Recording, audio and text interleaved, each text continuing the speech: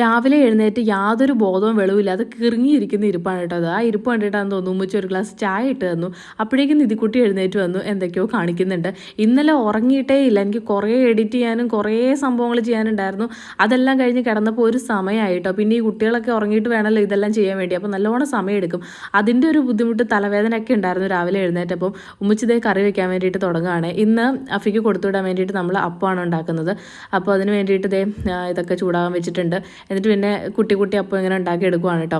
അപ്പോഴേക്കും അഫി എഴുന്നേറ്റു. ഇതിപ്പം ഞാൻ അഫിക്ക് വേണ്ടിയിട്ടുള്ളത് മാത്രമാണ് ചുട്ടെടുക്കുന്നുള്ളൂ. പിന്നെ നമുക്ക് കഴിക്കാനാകുമ്പോഴത്തേക്കും ആ ഒരു ടൈം ആകുമ്പോൾ ചുട്ടാൽ മതിയല്ലോ, അപ്പോൾ ചൂടോടുകൂടി കഴിക്കാമല്ലോ. ഇത് മറ്റേ നമ്മുടെ എപ്പോഴും പറയാറുള്ള പോലെ സ്പോഞ്ചപ്പമാണ് കേട്ടോ. തലേ ദിവസം നമ്മൾ അരച്ച് വെച്ചിട്ട് ചുടുമല്ലോ, ആ അപ്പമാണ്. എനിക്ക് ഭയങ്കര ഇഷ്ടമാട്ടോ. ഞാൻ അപ്പം ചുട്ടെടുക്കുന്ന സമയം കൊണ്ട് ഉമ്മച്ചി കടലക്കറി വെക്കുന്നുണ്ടായിരുന്നു. എനിക്ക് ഈ അപ്പത്തിൻ്റെ കൂടെ ഏറ്റവും ഇഷ്ടപ്പെട്ട കറി എന്ന് പറയുന്നത് കടലക്കറിയാണ്.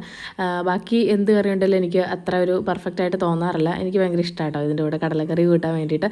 അങ്ങനെ നമ്മൾ അപ്പമൊക്കെ ചുട്ടെടുത്ത് പാത്രത്തിൽ വെച്ചിട്ടുണ്ട്. ഇതെല്ലാം ഭയങ്കര സോഫ്റ്റാണ് കേട്ടോ, സ്പോഞ്ച് പോലെ ഇരിക്കും. അതുകൊണ്ട് തന്നെ ഞങ്ങൾ ഇതിനെ സ്പോഞ്ചപ്പം എന്നാണ് കേട്ടോ വിളിക്കുന്നത്.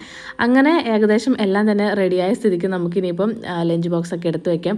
ഞാൻ എപ്പോഴും പറയാറുണ്ടല്ലോ അഫിക്ക് ചോറ് വലിയ താല്പര്യമില്ലാന്ന്. അപ്പോൾ എപ്പോഴും തന്നെ ഈ ചായക്ക് ഉണ്ടാക്കുന്നതാണ് കേട്ടോ ഉച്ചയ്ക്കും കൂടെ കഴിക്കാൻ കൊണ്ടുപോകുന്നത്. അപ്പോൾ ഇത് രാവിലെ കഴിക്കാൻ വേണ്ടി ഉച്ചയ്ക്ക് കഴിക്കാൻ വേണ്ടിയിട്ട് നമ്മൾ അപ്പം അതുപോലെ തന്നെ കടലക്കറി എടുത്ത് വെച്ചിട്ടുണ്ട്. പിന്നെ രാവിലത്തേക്ക് ആപ്പിൾ ഉണ്ടായിരുന്നു, അപ്പോൾ അതൊന്ന് കട്ട് ചെയ്ത് വെച്ചിട്ടുണ്ട് കേട്ടോ. അങ്ങനെ ലഞ്ച് ബോക്സും അതുപോലെ തന്നെ എല്ലാം എടുത്ത് വെച്ചു. പിന്നെ വാട്ടർ ബോട്ടിൽ വെള്ളം കൂടി നിറച്ച് വെച്ച് എല്ലാം ബാഗിലാക്കി. അതിനുശേഷം പിന്നെ അവനെ റെഡിയാക്കി പോകാൻ വേണ്ടിയിട്ട് ഇറങ്ങിയപ്പോഴത്തേക്കും നിധിക്കുട്ടി ഒരേ കരച്ചിൽ നമ്മുടെ ഒപ്പം വന്നെന്ന്. അങ്ങനെ പിന്നെ മറ്റു മിഷീന് ഞാൻ അവളെ ഒന്ന് ആട്ടി കൊടുക്കാൻ വേണ്ടിയിട്ട് ഏൽപ്പിച്ചാണ് കേട്ടോ ഊഞ്ഞാലിൽ. പിന്നെ അവനെ ബസ് കയറ്റി വിടാൻ വേണ്ടിയിട്ട് പോയി. ഇന്നിപ്പോൾ ഈ വഴി കൂടെയാണ് പോകുന്നത്. 2-3 ദിവസം അടുപ്പിച്ച് മഴയൊക്കെ പെയ്തിട്ടുണ്ടെങ്കിൽ ഇതിൽ കൂടെ നടക്കാൻ പറ്റില്ല, ഭയങ്കര ചെളിയും തെന്നലൊക്കെ ആയിരിക്കും. പിന്നെ ഞങ്ങൾ എപ്പോൾ വരുമ്പോഴും ഇവിടെ ഇവനെ ഇങ്ങനെ കെട്ടിയിട്ടുണ്ടാകും. അത് അഫിക്ക് ഭയങ്കര പേടിയാട്ടോ. കുറച്ച് നമ്മൾ പോകുന്ന വഴിക്ക് തന്നെ കെട്ടിയേക്കുന്നതിൽ ഭയങ്കര പേടിയാണ്. പിന്നെ അവനെ ബസ്സിൽ കയറ്റി വിട്ടിട്ട് ഞാൻ തിരിച്ച് വീട്ടിലേക്ക് വന്നു കേട്ടോ.